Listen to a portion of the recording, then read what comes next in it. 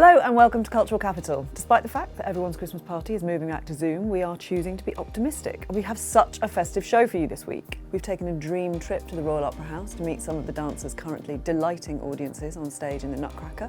We're heading down to the fantastic Theatre Peckham, where they're creating a brilliantly bonkers mashup of Black Panther and The Wizard of Oz, because why wouldn't you?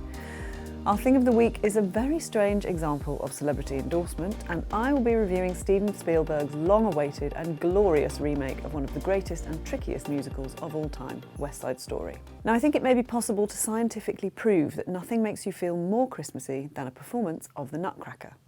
I saw the Royal Ballet's production for the first time ever a couple of weeks ago. I've never seen the Nutcracker before, and I came out practically jingling. We went down there to find out how the magic happens.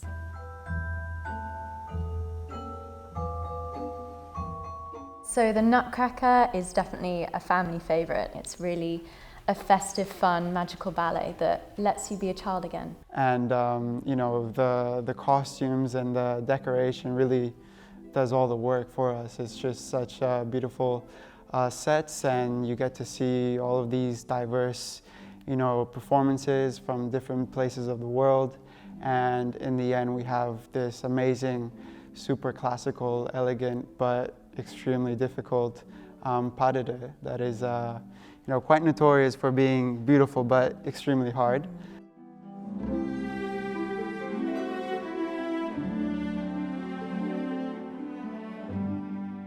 I feel like this pas de deux is so special because of the Tchaikovsky score. It's really a beautiful, beautiful piece of music, and us as the dancers, we're there to make that music come to life.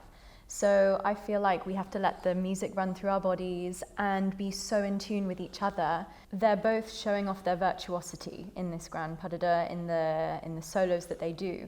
So you have to execute every step with cleanliness, with precision, and also find ways to save yourself at times. By that I mean not giving everything 100%, but just giving and taking a bit so that you can ensure you can get all the way through. There's not a lot of rest time, especially for the Sugar Plum. His solo is not very long, so you haven't got very much time to recover in between. Her variation is really long, and then they come on and they do this coda, which requires a lot of jumping, so your legs get quite tired. And of course, this has to remain really happy, and ballet is, you need to make it look easy and effortless. That's when the audience really enjoys it. They don't want to see the work behind.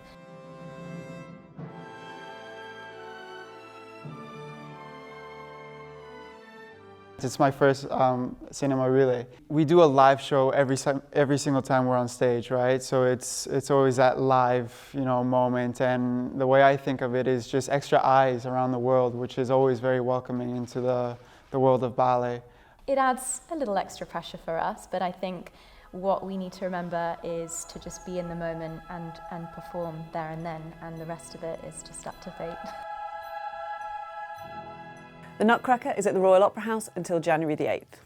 Now, slightly different, and no, for less festive proposition now, the award-winning Theatre Peckham has been an essential part of the area's cultural fabric for more than 30 years, creating brilliant work that champions underrepresented voices and reflects London in all its dizzying variety. Their Christmas show fits right in with this all-encompassing philosophy, so we let the hurricane take us down there to find out that there is indeed no place like Peckham.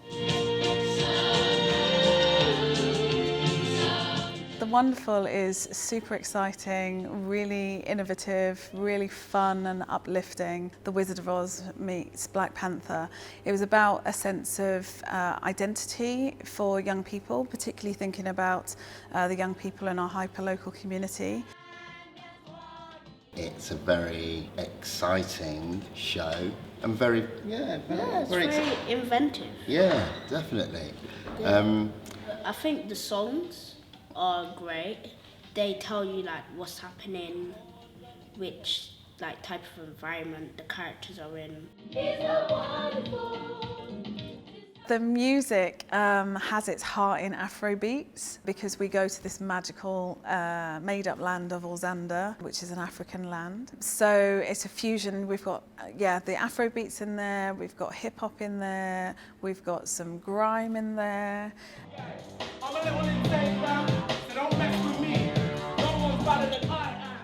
I would say that it's Afrobeats and hip-hop. And you don't really get that in like a Christmas show, a Christmas movie.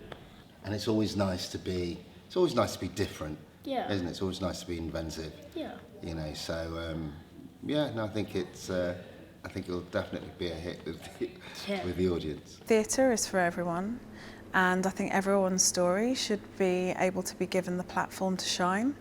So within the work that we do at Theatre Peckham, and particularly in the show of The Wonderful, that's exactly what we've been doing. We've been collecting lots of those voices and giving them a platform on the stage. I think that's important because it's important for people to see themselves represented on stage.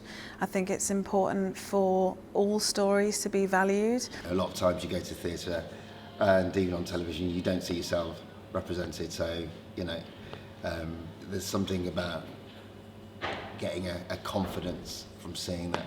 I hope that local audiences will completely enjoy the music because it's absolutely fabulous. I think they will feel uplifted by the story because I think it's a universal story of discovering yourself and understanding that there's a little bit of wonderful inside of each and every one of us. The Wonderful is at Theatre Peckham until the 22nd of December. Now, one for the Ed Sheeran fans out there, it's Thing of the Week. For their 150th birthday in 2019, Heinz released 150 limited edition tomato ketchup tattoo edition bottles inspired by musician Ed Sheeran's tattoo of the condiments label. Complete with tattoo sleeve and bespoke amplifier case, each bottle was signed by Sheeran himself. 3 were auctioned, although the majority were given away or sold to raise money for charity. And for a short period, Sheeran-inspired Ed Chup were also sold in shops, and the singer, a huge fan of the sauce, featured in the advertising campaign.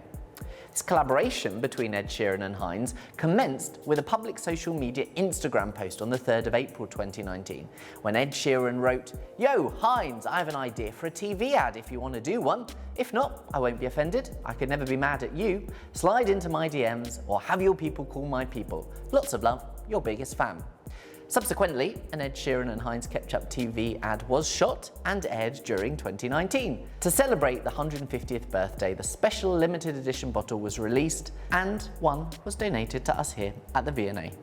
I think there was a certain amount of trepidation among fans of West Side Story surrounding the release of Stephen Spielberg's remake. Scored by Leonard Bernstein, with lyrics by Stephen Sondheim and a book by Arthur Lawrence, the show is widely thought to be one of the greatest musicals ever made. The original 1961 film, widely considered a masterpiece, casting issues notwithstanding. What the hell was Spielberg thinking? Well, whatever he was thinking, what he's done, along with Tony Kushner, who's rewritten and refreshed the screenplay, is magnificent.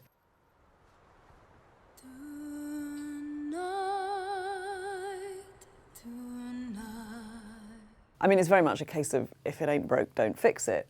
There's no attempt to pretend that this Romeo and Juliet story isn't a wildly heightened, all-singing, all-dancing piece of musical theatre. You can feel Spielberg's deep love for it in every frame, but those frames are spectacular in a way that very few other directors could pull off. I want to be happy here.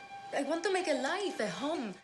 It's beautifully shot. It kicks off with this long aerial drift across the rubble of the Upper West Side, where 2 rival gangs, the Puerto Rican Sharks and the culturally mixed but crucially white Jets, fight over their territory without ever understanding that it doesn't belong to either of them. The area is being cleared to build the Lincoln Center, a palace of culture for rich people, as one of the Puerto Rican girls points out.